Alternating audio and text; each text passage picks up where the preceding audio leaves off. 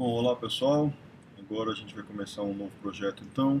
A gente está iniciando um curso de matemática financeira. O objetivo desse curso é ser um curso bem completo, passar pelas principais áreas de matemática financeira e conseguir no máximo possível detalhar e exemplificar cada um dos conceitos que a gente vai discutir.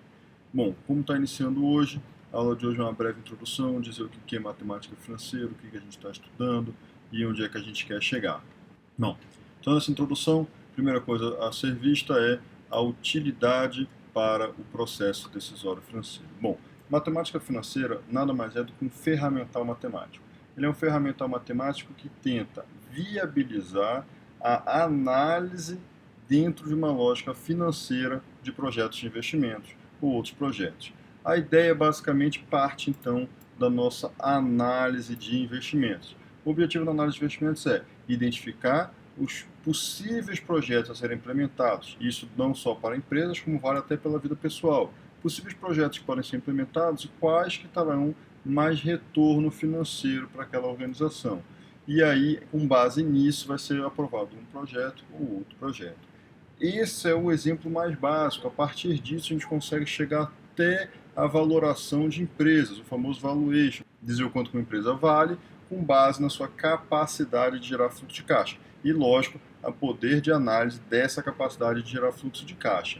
Bom, e a partir daí, então, a gente vai para o objetivo final das empresas, que é maximização da riqueza do acionista, pelo menos das empresas privadas, maximização da riqueza do acionista. E aí, matemática financeira vai dar base suficiente para você analisar e conseguir maximizar essa riqueza do acionista. Lógico, base matemática para disciplinas mais avançadas na área de finanças. Bom, então qual é o objetivo? Estudo dos recursos monetários e sua relação com o tempo. A gente sempre vai tentar avaliar quanto que é o recurso monetário, em que momento do tempo que ele está sendo aplicado e como é que eu comparo de recursos financeiros em momentos diferentes do tempo. Será que é melhor receber R$ 100 hoje ou R$ 110 daqui a um mês? Como é que eu vou conseguir comparar isso? Esses R$ 10 valem a pena ou não valem a pena? É disso que trata a matemática financeira. Bom, e aí a matemática financeira ajuda numa coisa muito importante para as empresas: quantificação da administração, como ferramental matemático que depois vai ser aprimorado dentro de uma disciplina de finanças, por exemplo. Ela vai dar base para se quantificar os recursos de uma organização e saber o quanto que os recursos valem e se vale a pena ou não manter esses recursos, esses investimentos, esse capital no sentido de maquinário aplicado, por exemplo. Bom, e a partir daí, então, a gente vai tentar entender como é que o dinheiro evolui ao longo do tempo. Será que mais vale a pena investir hoje em alguma coisa ou amanhã em outra coisa? Como é que eu comparo isso? Será que eu consigo ter retorno suficiente de um investimento para aplicar em outro? Como é que eu complemento esses fluxos de caixa? Tudo isso matemática financeira vai dar a base, o ferramental. Bom, e aí o principal conceito dentro de matemática financeira que a gente precisa entender chama juros. A gente precisa entender o que é os juros para conseguir compreender a matemática financeira. E os juros nada mais é, apesar de existir uma certa mistificação em cima dos juros, certas discussões, às vezes até que extrapolam um pouco a própria matemática financeira, mas juros é uma coisa muito simples, é a remuneração atribuída ao dinheiro. Como assim remuneração atribuída ao dinheiro? Eu tenho dinheiro, eu empresto esse dinheiro, eu aloco esse dinheiro em algum lugar e eu quero um retorno por ter deixado esse dinheiro parado lá.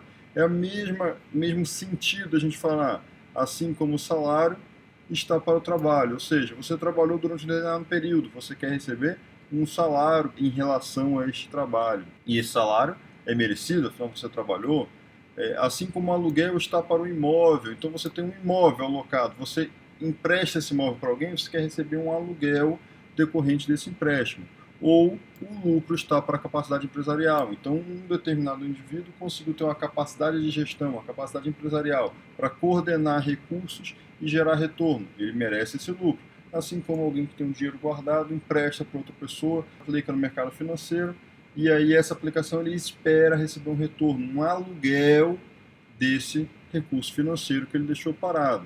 E aí a gente entra na nossa continuação do conceito, é um prêmio pela postergação do consumo, ou seja, eu podia ter consumido, eu tenho R$ 1.000, eu posso pegar esses R$ 1.000 e comprar alguma coisa agora, ou eu posso aplicar ele, emprestar ele para alguém, ganhar uns juros e gastar ele só no final. Então o que é esses juros? É o prêmio, porque eu posterguei, eu poderia ter gasto agora, eu gasto no futuro, então eu posterguei esse gasto e por isso eu quero ter mais dinheiro no futuro, porque eu não posterguei simplesmente por postergar. Eu poderia ter gasto agora. Esse juros ele é estabelecido pelo equilíbrio do mercado monetário, ou seja, eu tenho diversos poupadores, aqueles que guardam o dinheiro e querem emprestar esse dinheiro para alguém, seja via mercado financeiro, seja um empréstimo direto, e eu tenho de outro lado investidores reais. Mas uma ressalva, o que são os investidores reais? Investidores em economia real, investidores em maquinários, em empresas, em negócios. Então, eu tenho por um lado pessoas que estão poupando dinheiro, por outro lado, pessoas que querem investir esse dinheiro na economia real.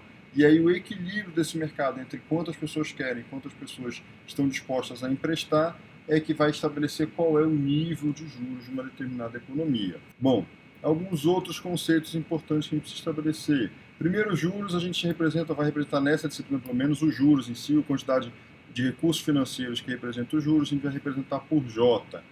Taxa de juros, o percentual relativo aos juros, a gente vai representar por I. Capital inicial, aquele dinheiro que foi poupado, a gente vai representar, ou principal também, a gente vai representar por C0.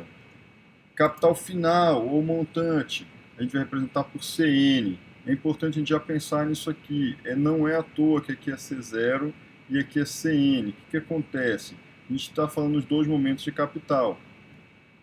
Só que no primeiro momento eu estou falando de capital inicial. E no segundo momento eu estou falando de capital final. Final por quê? Porque já transcorreram N períodos. Então, após N períodos,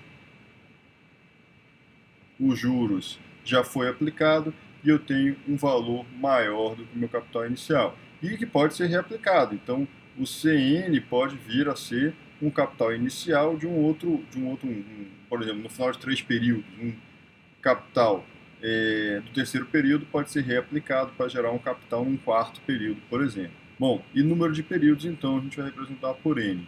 Lembrando que período, quando a gente fala de período, eu falo um período, quer dizer que eu comecei no período 0 e terminei no período 1. Eu tive transcorrer de uma etapa no meu tempo. E aí eu vou trabalhar com N períodos. Esse período pode representar mês, pode representar ano, são os mais comuns, mas também pode representar trimestre e muitos outros. Pode representar hora, pode representar minuto, pode representar o que fizer sentido ali no momento da minha análise. Bom, e aí a gente já precisa estabelecer alguns conceitos principais em relação a isso. O primeiro deles é o seguinte: eu tenho aqui o meu montante ou o meu capital final, ele vai ser sempre igual ao meu capital inicial mais os juros. Ou seja, eu apliquei um capital inicial num determinado período, eu recebi um montante de juros pelo aluguel, por disponibilizar esse recurso para um terceiro, e aí o somatório desses dois me gerou então meu capital final. No caso, se eu quiser saber o quanto de juros que eu paguei, basta fazer uma pequena transformação matemática e eu tenho que o meu capital inicial nada mais é do que o meu capital final menos os meus juros. Bom, uma definição importante é detalhar como é que é esse meu juros. Então, juros nada mais é do meu capital inicial vezes a minha taxa de juros que a gente vê aqui em cima, o meu I. Bom, e se eu quiser então isolar, definir melhor o meu I nada mais é do que o meu juros dividido pelo meu capital inicial. Isso vai me representar a taxa de juros, que é um percentual. Bom, então vamos, por exemplo, a gente detalhar um pouco mais isso aqui. Vamos supor que eu quero saber meu capital final do período 1. Seguindo as fórmulas que eu vi aqui, eu posso dizer que meu capital do período 1 nada mais é do que meu capital inicial, mais os juros que eu ganhei no período. Isso aqui, juntando com a fórmula 2, nada mais é do que o meu capital inicial mais o meu capital inicial vezes a minha taxa de juros. Bom, isso aqui então nada mais é, vou detalhar aqui embaixo, que o meu capital inicial vezes 1 mais I. Bom, isso aqui vai ser então o meu capital no período 1. Esse tipo de representação vai dar base para a gente compreender uma série de coisas dentro de matemática financeira. Mas não se preocupem agora, isso é só uma amostra, porque a gente vai detalhar tudo isso nas próximas aulas e vai inclusive ir mais além. Muito obrigado pela atenção nessa primeira aula e vamos seguir para a próxima aula.